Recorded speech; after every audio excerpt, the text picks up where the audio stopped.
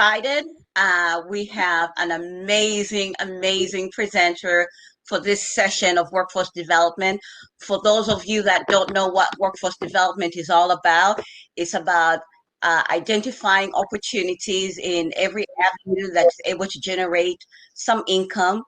Workforce development is also about getting volunteer opportunities to build your resume. It's also about preparing yourself for the workforce. It's a whole bunch of elements and a whole bunch of components to workforce development. So I'm excited to present Clara. Clara Kingston has a host of experience. She's actually a pro in her industry. She's absolutely amazing speaker and presenter, and she loves the tourism industry. She's in the hospitality industry. And so I'll let Clara tell us a little bit more about herself. So Clara, please give us a little background about yourself and we can go from there. Lovely. Thank you so much for that lovely intro. I'm in the hospitality and tourism management. I started from the beginning, believe it or not. My story is quite unique. I didn't know which direction I was heading at the time. I wanted to be a vet because of my love and passion for wildlife. So I applied at McGill University in the animal health program, and I was accepted. But I actually, for some reason, something told me just apply to work in a veterinary clinic for 3 months, see if you like it, and then see if that's the way forward. And that's exactly what I did, and I hated it. I hated it with a passion because we see the beautiful things in the front when those little cute puppies and dogs come in, cats, but we don't actually see the backside of things, and I wasn't able to handle it. I spoke to my counselor, who gave me 2 days to think about what I wanted. It took me an hour. I wanted to work with people and wildlife. Tourism was the best outcome. So I do have a diploma in hotel and operations, right. And I also have a degree in hospitality and tourism management. And like everybody, I started from the beginning. I started off as being a server. No challenge is too much for anybody. I needed to learn. I had experience being a dishwasher, but that was during lower level management until I decided I wanted to be in management. And so I've been fortunate to work for corporations such as Marriott Hotels, Fairmont Hotels, in management, in food and beverage, banquets, restaurants, and to where I am right now, where I'm really interested and have a passion for inspiring our youth in Zambia and teaching them about the whole aspects of the travel and hospitality industry. That's beautiful.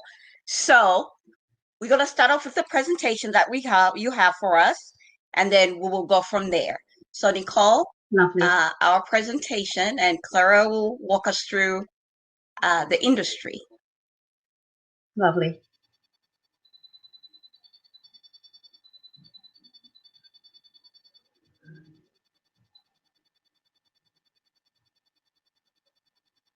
Okay, so I can't really see it, but I'll try to work with it. So basically, what the PowerPoint is saying is that the United UNWTO, which is the United Nations World Tourism Organization, it has recognized that tourism is a $1 trillion global business, which actually provides up to 5% growth in the global tourism industry for destinations. So that is just highlighting just, different kinds of countries and so forth. So I know I've only got 10 minutes, so I'm just going to push through this one. Take your time. Take your time. All right. So Nicole, we'll do the next one, please. So we're going to discuss right now tourism as the pandemic. It has really paralyzed pretty much everywhere globally. And I'm going to talk about, I'm going to get my laptop right now. So we're talking about airlines. Airlines pretty much before, right now things are changing. When we're in phase one, airlines were grounded, hotels were closed. There were travel restrictions. we had 97% destinations. Let's just say 45% were partially closed down. So we're talking about our borders. 65 destinations, 30% were suspended totally or partial. International flights were partially closed. 39 destinations, so 18%, pardon me, are still implementing closures of borders in a more differentiated manner. So I know in the United States, they were banning entry of passengers for certain countries. This was one way that they were implementing, strategically to prevent the virus from spreading any further. Nicole, we'll do the next one. So right now I'm going to talk about Canada. That's where I live. So we responded in a different manner. When the pandemic broke out, our Prime Minister, our governments were just on it.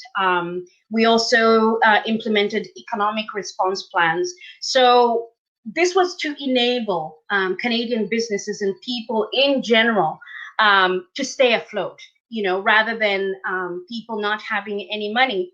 So they introduced certain emergency care benefits. So, for example, they'll provide $900 every 2 weeks for up to 15 minutes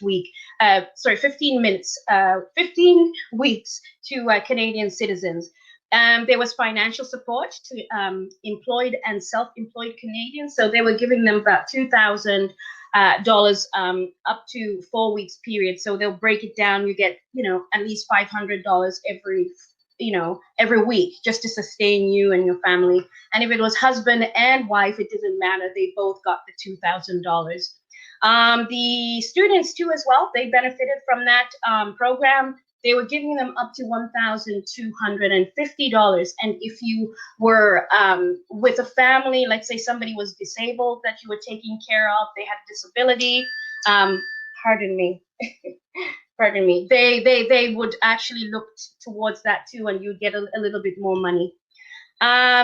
So those are just some ways that the Canadian government acted, rather than the economy going down. Of course, the economy did go down, but at least we were able to sustain people. And what did that do? Well, when you give money to people, that money is spent and it goes back towards the Canadian economy, and it starts circulating within the economy.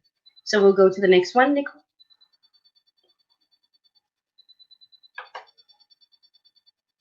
Right. So many countries, they took different approaches to the COVID-19. So what they did, like this was in Amsterdam, and I thought this was a brilliant initiative. Just to help with the social distancing, they created what we call those little mini greenhouses, and I thought that was splendid. That photograph, if you go on my LinkedIn profile, 3,000 comments. I responded to everybody. It was just people's opinions. Some were for it, some were not for it. And I think if anybody has the chance, I really say go check out the comments. And I replied to all 300,000 of them. And it's called the comments? It's called greenhouses. Greenhouses. You go on my LinkedIn. Okay. Yeah, greenhouses. Yeah, you're going to find it. So what did organizations do? Well, in Amsterdam, that's what they did to implement social distancing. Other businesses I know here in Ottawa, they came up with their own ways. So you would call the restaurant and you would do it through e-transfer. They'll give you a coupon number and then you go pick it up. So those were just some of the initiatives, and those initiatives came to the tech savvy, the young. They're very, very smart. So I like that. Uber Eats. Wow, that created employment. I don't care who you are, but Uber Eats had different diversities who not only were getting an income, but they were actually helping people, in their, delivering orders so that they social distance themselves. So that was quite lovely. And then, of course, I know other restaurants, you have a product, you have a service, right? We cannot cater to the service part of it, but you do have your product. So what are you going to do with that? So what I implemented, and actually that was a project that I was doing, I was reaching out to restaurants and saying, hey, you do have your tomatoes, your onions, all your vegetables, all your meats. Why don't you say on a Saturday, people can call in their orders, and instead of them going to the grocery store, why don't you do delivery? So that was also one way that restaurants were staying afloat. And, with a combination of delivery, with a combination of pickups, this is how they were able to stay afloat instead of going completely closed down. So we'll go to the next one. Right. So in this one, again, hotels, conference centers, you have the facilities. So instead of closing down, this was actually one thing that they implemented. They just started going digital, online, virtual, just like we're doing right now. So they were doing businesses, and I know that some hotels, actually the chefs, what they started doing was they started doing cooking shows, and just like we're doing right now, and people at home working collaboration with the chef, and they'll be making certain dishes. Now, what does that do for an organization? Well, first of all, if I'm working with someone from Fairmont or Marriott, I'm going to remember that exquisite experience that I had, because it's about the experience. And most likely, if I'm to travel, I'm going to, stay at a Fairmont or a Marriott location. But also, that wasn't really it. They started now thinking outside the box, which I really love. So now they started selling things to say, okay, hey, we're going to have a cooking show, and we're going to have our wine pairing course tonight. People were actually going to the hotel to purchase those bottles, and then purchase, it was lovely. And the chef would actually pre-make some meals, or they could get the ingredients. Again, creativity, you really need to think smart, and, So that's just basically the whole point of that presentation. And we can go to the next one. And again, so the COVID strategies, risk assessment. This one, what Air Canada was doing, this is really to ensure safety, because with everything that's going on right now in the world, right now in the tourism industry, we're not really worried about the guests. The message that we have for everybody out there is safety. And we are showing potential guests, potential travelers, these are the steps that we are taking. Come to our hotel, and like you said, Air Canada, they provide you with a little kit, hand sanitizer, gloves, you've got your mask, something to wipe down the seats and so forth. Temperature checks, that's one thing that they're doing. That was in the phase 2. Now I think we're now in phase 3. But even now, hair salons now are finally open. People can go and take care of their hair, shave their beards, do whatever. But even there, there's implementations. You have to wear a mask. You can only have a certain number of people in. You can maybe have 2 or 3. If it's a hair salon, if it's a restaurant, you can have 5 people come in.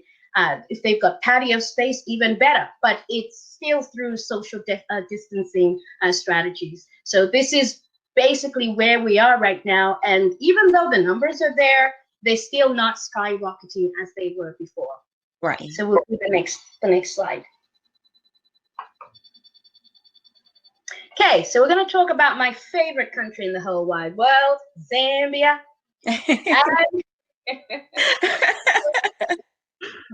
Talk about bias. So Zambia, I researched. This is from information from yesterday. So I really wanted to be as accurate as I could be. They have 5,963 cases. Compared to the world, it's great, but we still need to be very careful, because it's not as, people are not like at the pandemic level where it was out of control. We've got 151 deaths. The recovery is, I was really in shock. 3,803 recovered. So I'm thrilled. I'm really thrilled.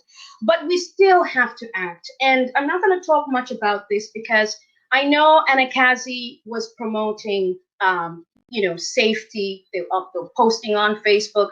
I was also posting on Facebook a few months ago. Yeah, and we all did our part. I think we have to do our duty of care. I was actually posting on the Ministry of Health in Zambia. When the Prime Minister did conferences here, I just copied and pasted it so that they're ahead, So I'm not going to talk about much, because it's the same steps that they can take that we implemented here. So we'll go to the next one. Right. So this picture is actually a sanctuary in Zambia. It's called the Chimpunshi Wildlife Orphanage. Okay. So I'm going to promote this out there for anybody who wants to visit Zambia. This is an experience you do not want to waste this experience. You need to go there.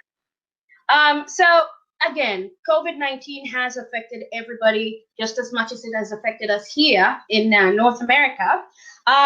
Again, there's been lockdowns, border shutting in Africa. Hotel bookings have been canceled, right? Again, safaris postponed, attraction centers closed, cultural centers have been abandoned because nobody's traveling. Tour operators and everybody in general are struggling in not just in Zambia, but in general in Africa due to COVID-19.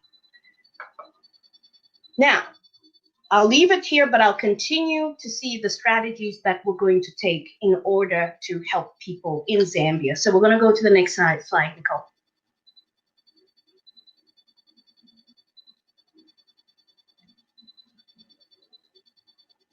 So I want to talk about the hospitality versus tourism. I think we all have an idea of what hospitality is.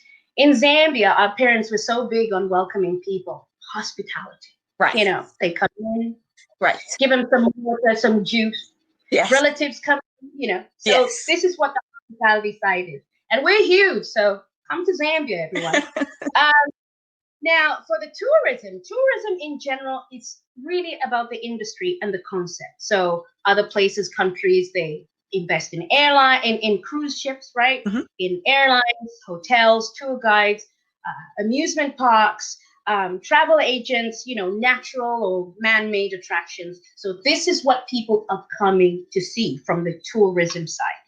So we can go to the next one. And the next one, I'm going to talk about Zambia's challenges. Okay. So this is tourism leakage, and I'm very passionate about this one. But I'm going to cut it because I can talk about this for years. Okay. So tourism leakage is what happens when a nation is not benefiting from tourism in itself. Okay. So, for example, Zambia has, I believe, in all honesty, 90% of the resorts, tourism activities, we don't run them. And I have a problem with that. I really do. So what happens with these, and I've been trying to talk to the Ministry of Tourism and Arts, the Minister of Tourism. What happens is these organizations, they have online transactions. So if a Canadian firm has a company, a lodge in Zambia, a restaurant, all is done online. So that money remains in Canada. It is building Canada's economy. It is boosting jobs in Canada, GDP, creating employment. So I'm not going to go into it, but I think it's self-explanatory. And this is a challenge, and this is what we need to curb. We need to have our people employed from our services, from our attractions. There's no reason why we should have the Victoria Falls, but who's making profit off that Victoria Falls? It's South Africa. It's international firms. I don't think it's right. And again, I don't want to get too understood. But you get the point. I get. So we go to the next one, Nicole.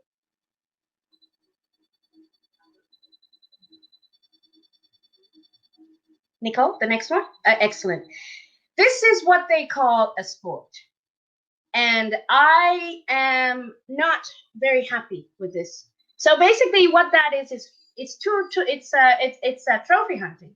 Oh. Trophy hunting is really practiced by the rich. So they come to Zambia and they not just hunt our animals, but they will hunt for the most prized animal. Okay. So they'll go for the lion in its prime. But what does that do when we kill a lion in its prime? First of all, it won't be able to have any more cubs. And because these are social creatures, once you kill the main lions that were protecting the pride, that means other lions now will come and kill the cubs because they're basically taking over.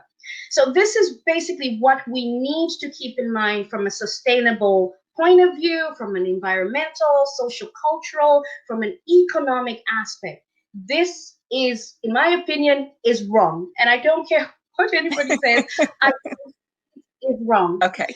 They will claim that there's poaching in Zambia. Yes, there is poaching. This is a social cultural issue because there's no employment.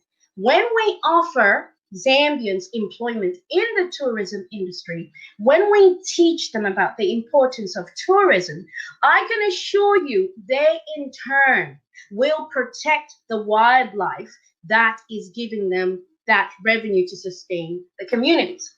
Again, this trophy hunting issue is an issue we can talk about for years, but this is basically what I'm going to say. Instead of trophy hunting, I will suggest to the Zambian government, Mr. Chitotela, if you're listening to me, let's invest in ecotourism. Ecotourism, right? It's travel that preserves the environment. Okay, it promotes the welfare of the local people, right? Mhm. And it continues to gain momentum because people who are into ecotourism, they're more likely to come to Zambia and bring that tourism revenue that we need and pump it into economies, right? Especially local economies. So this, again, I'm kind of passionate about this, so I'm trying to so people like trekking, right? People like what they call jungle safaris. I don't know why they call it a jungle safari, but I guess they like the term, right? Mhm. But these are strategic strategies, like for economic gains that we can use to promote Zambia as a eco tour destination. So we'll go to the other one.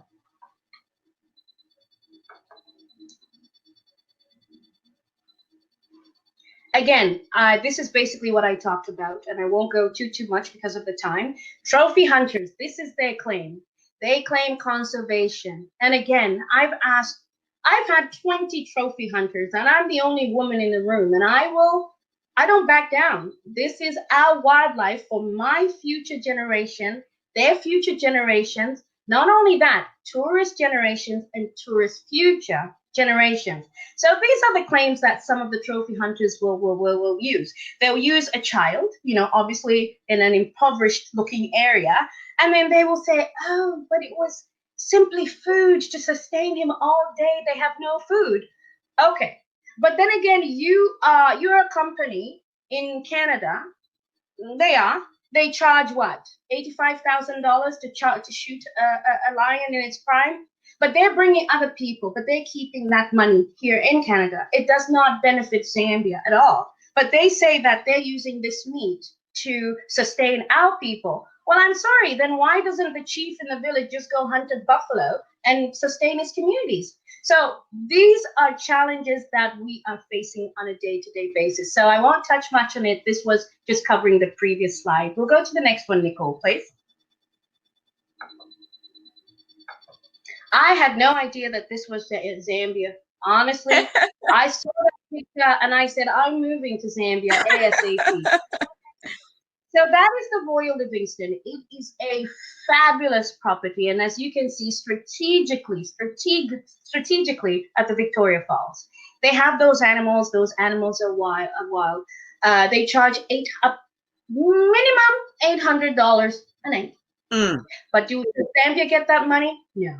Zambia does not get any of that money, but they'll claim that, oh, you know what, we're paying employees.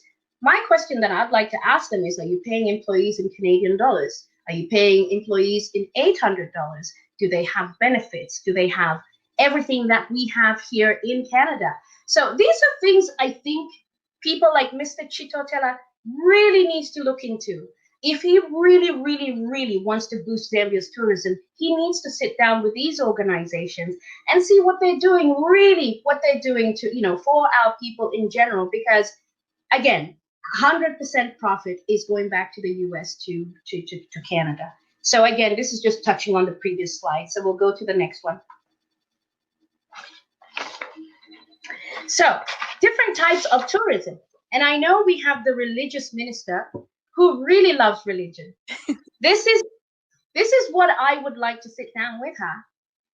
there's so many segments in tourism, but we need to diversify our tourism industry because we only look at tourism as animals. No, tourism is vast. It's so vast. You've got incentive tourism, you've got cultural tourism, the minister of religion is huge. And there's a concept that I would like to have with her, but Christians from all around the world can come to Zambia, Christmas time, right? We can boost this as a tourism, industry. So just to shy away, and I think every minister needs to come together, including the finance minister, in implementing certain strategies together. Don't just leave the minister of religion, just religion in Zambia. No, this is so vast, and they're losing tourism revenue from that. Backpacking, there's one company that does well, but again, it's not Zambia, but they do a great job with backpackers. So it's people with less, they don't have disposable income. They just want to come to Zambia on a budget, but it's like a hostel kind of environment. Why can't we teach our youth to, give them a facility, train them, and they'll be managing these youth hostels themselves? This is what I don't understand, and I wish Mr. Chitotela, I keep saying this on purpose, I need for him to call me so we can sit down and, come up with something. So we'll just go to the next slide.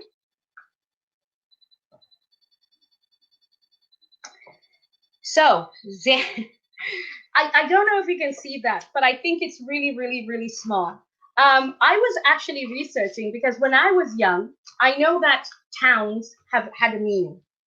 And I actually did this specifically for Eureka, just to find out because she's from Chingola. But these towns, we can actually use them for tourism purposes. Correct. Hitwe, Lusaka, Ndola, Siavonga. I don't remember, but I think I've been to Siavonga. I think, fishing, international fishing trips. You know what I mean? Like, this is something that we can do. We can host international volleyball, golf tournaments.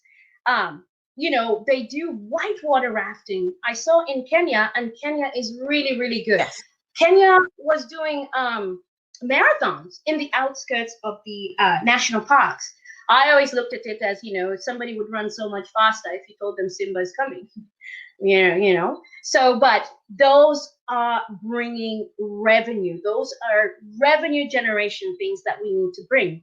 We've so much neglected the disabled in Zambia. Here in Canada, we have Olympics just for the disabled. And I think in Zambia, we shouldn't just be looking at just broad. We should really think expansion in how to bring revenue to those things. So again, I will not touch too much on that, but just to give you an idea. So we'll go to the next one, and I think the next one is my favorite.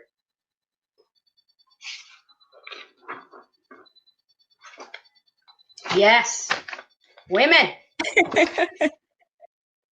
So women and girls, they're the secret to ending poverty. Absolutely. I've always been saying, let's promote women. Let's provide them means.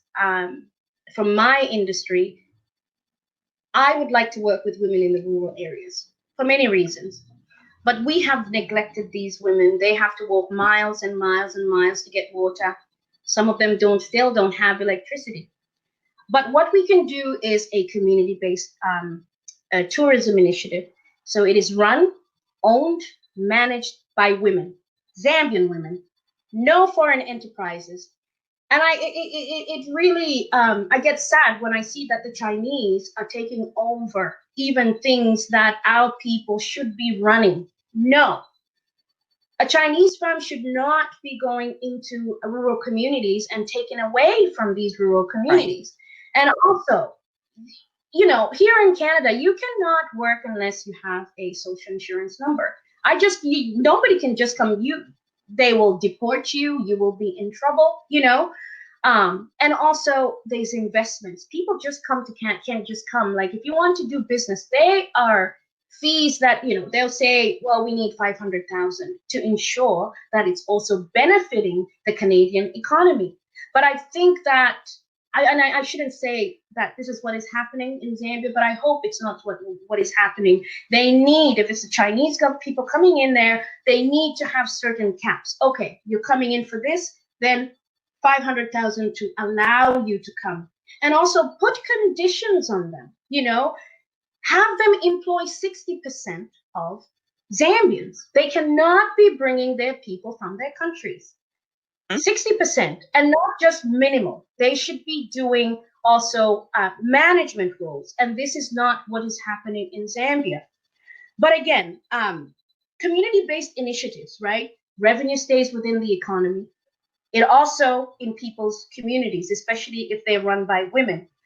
This can be a village-to-village initiative. I remember a little while ago, Zambia had the GOAT program, but for some reason, I don't know what happened. They were trying to ship goats to the Middle East because there was a shortage.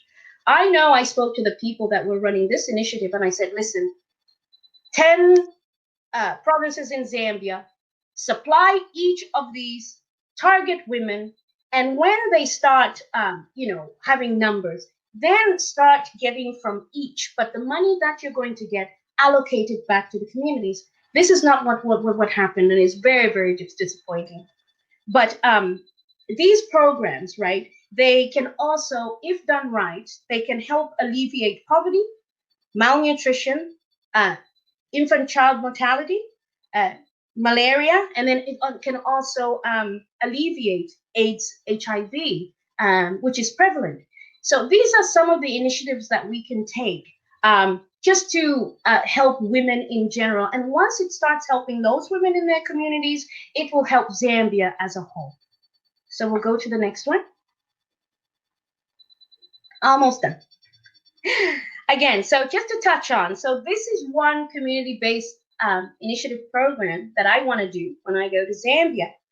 We have so many things in Zambia, and these are caves, and these caves are from the Broken Hill days, from the 1800s. I don't know why they don't do tours. This is what generates revenue. When you get tourists coming, tourists don't want to see the everyday. They're coming there for an experience. We also have, I think it's a BAT initiative. I can't remember, but scientists, get scientists from America, from Canada, who can come in and they will pump money into the economy while experimenting on bat migration, bat disease. It's like now with the COVID, people were thinking it's bats.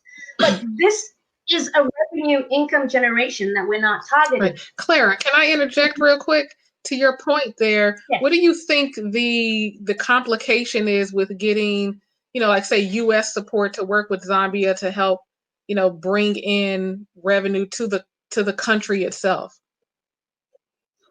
So this is the thing, because this is something that's not tapped. Mm-hmm. And I know that there are grants, there are initiatives, because for the U.S., when you talk about scientists, when you talk about like right now studying of the Ebola, right. That broke out in Africa. When you're talking about the, before they thought AIDS was from bats. Right. But once they come to Zambia, once they set up their operations, number one, it's also helping Zambia. Number two, they're pumping in revenue into those initiatives. They're teaching, Zambians too, like Zambian doctors and so forth. So it's really an exchange of skills too as well. But they're pumping money into Zambia, and this is what we want. And we can get students from the University of Zambia to partake. Absolutely. And so these are things that, again, I can only suggest, but I think the people in the ministry, the people in charge, the president, the Zambian government, if they really want to listen, I've always said, my door is open, right. Just give me a call. Yeah, Mr. President, give me a call. But again, we have to also look at the other things, internal fears, right? Can you imagine if we took this initiative to the village and said, hey, would you like to start this? Many might be fearful, right? Oh my God, I don't speak English. But that shouldn't be a barrier, that just because you don't speak English, we can get interpreters, right? There's certain things like which we need to develop, like infrastructure, roads, because some people really live in the rural areas of Africa. So how are we going to get, if this is a community-based initiative, right? And if it's really working, and let's say a tourist wants to get there, how are we going to get there if there's no roads? So those are things that we need to look into. Electricity, right? We need to provide them electricity and so forth. But a lot of good can come out of this. Community acknowledgement from those women. It will benefit the community. You know what? It will sustain them. They will now start growing their vegetables, their rice, their potatoes, just everything to sustain, visitors or guests when they're coming there. Building, team building. I'm so huge on team building. So women empowerment, women getting together. One community can do this, another community can do that. That community can train that community. You understand? So it's a triple effect. And then also hosting travelers, which I touched on, right? But this also teaches the travelers like the real authenticity of these people, right? They'll get to hear stories about, the history, like in the pictures there as well. But most importantly, once the travelers start coming, we need to assist these women, set them up with workshops, set them up with computer systems, to enable them to market and talk to those guests themselves, rather than have international organizations do this. So that's that. So we'll go to the next one.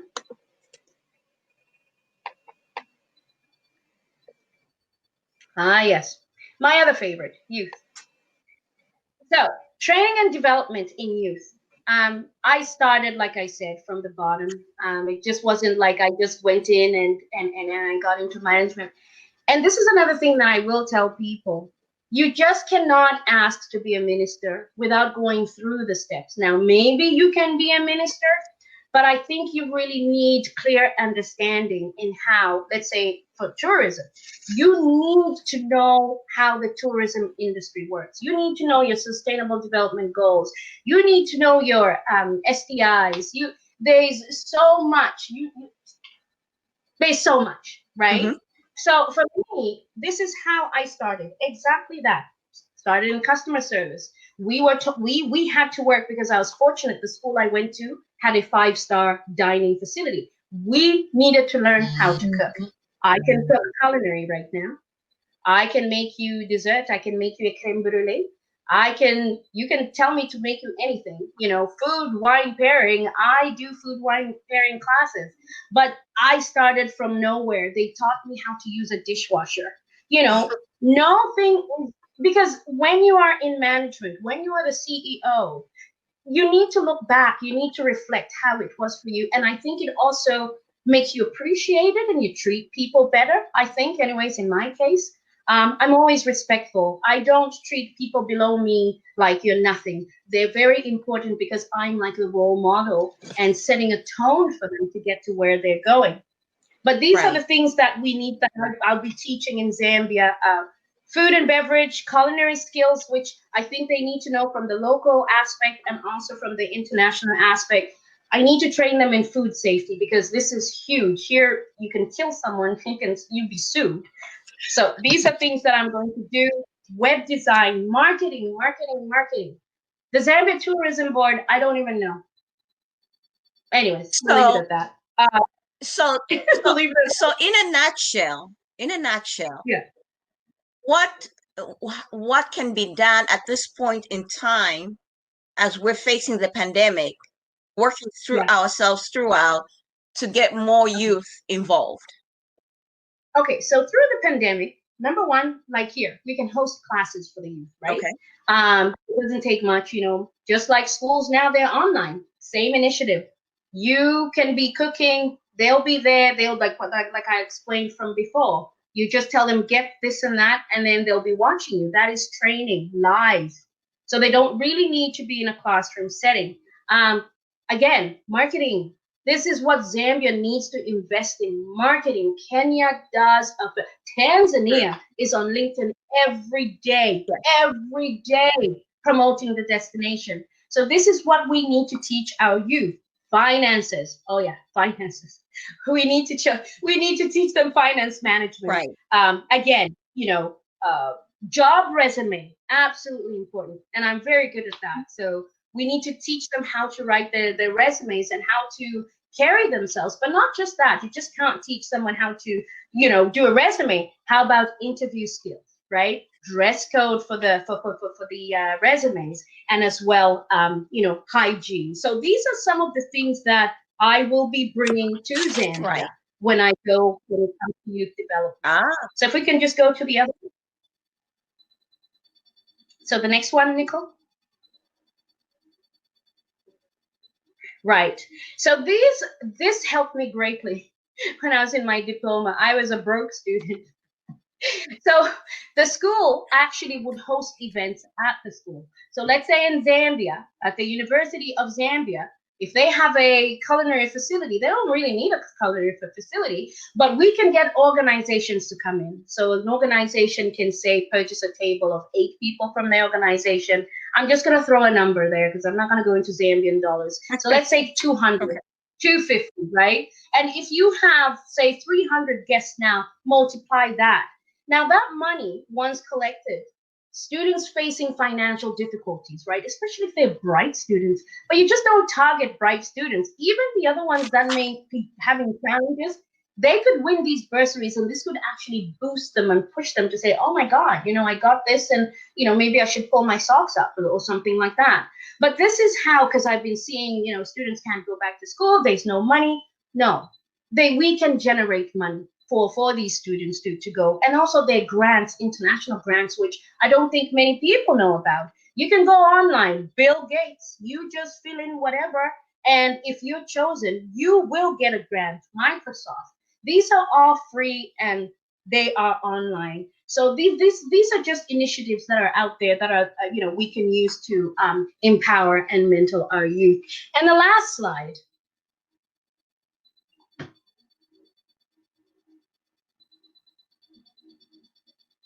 Right, Victoria Falls. Yeah, right. Okay. Beauty. So what? Sorry. So with the Victoria Falls, I know we have young pilots. I don't have their names. I should have. But there was one gentleman who a few years ago, he was the youngest Zambian pilot.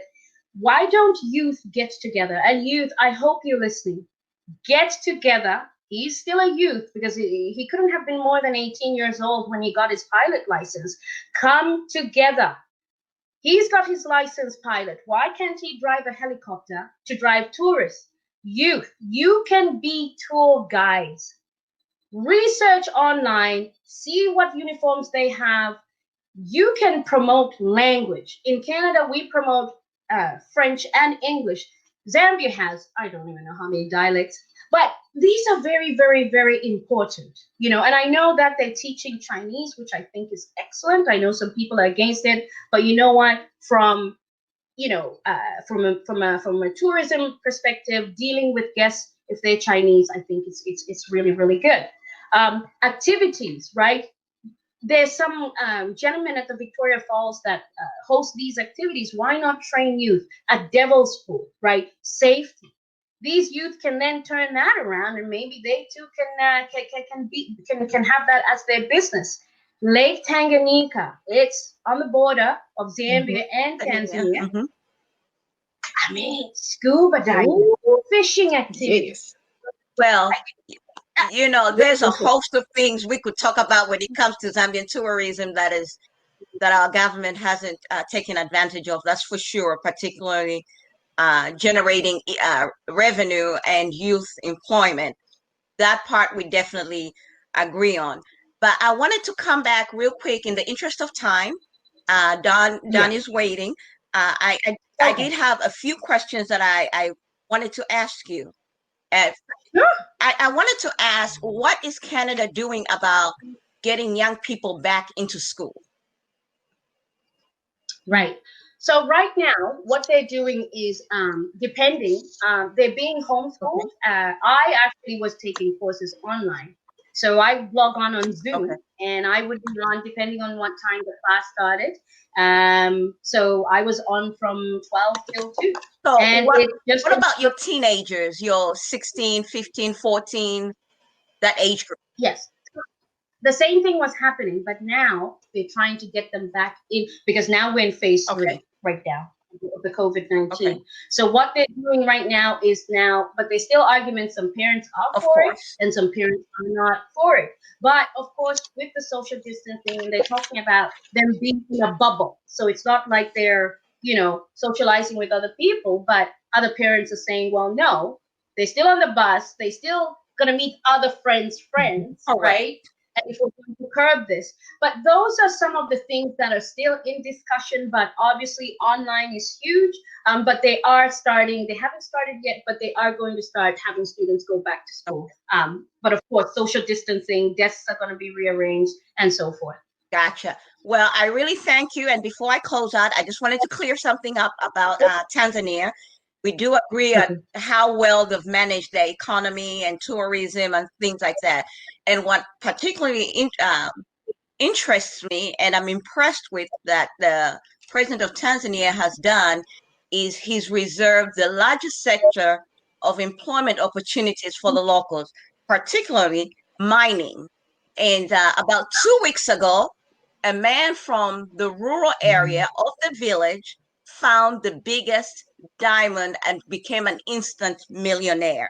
So I am with you. I agree with you on that point, that we should reserve certain opportunities for the local, especially young people.